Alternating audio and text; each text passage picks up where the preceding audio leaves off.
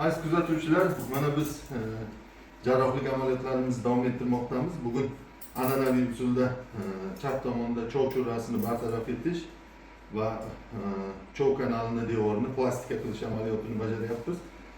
Og'riqsiz usulda bemorimiz Sho'rchi tumanidan bir necha yillardan beri mana shu chap tomonda chov churrasi bezovta qilib kelgan.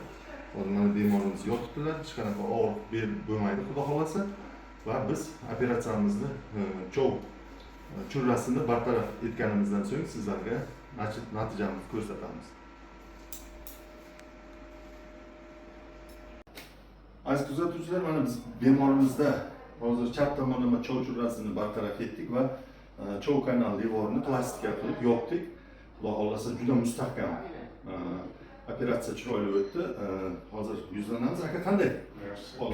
Yaxshimisiz? O'zingizni yaxshi his qilyapsizmi aka?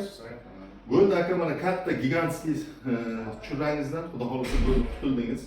Og'rimadimi aka? Yo'q. Yaxshi. Endi xudo xolasa bir 2-3 kundan keyin bemalol uyingizga ketaverasiz. Aziz kuzatuvchilar, bizni kuzatishda davom eting. Biz nafaqat lazerli operatsiyalar, balki boshqa o'sha an'anaviy turdagi operatsiyalarni, zamonaviy operatsiyalarni ham bajarib kelamiz. Bizni kuzatishda davom etinglar.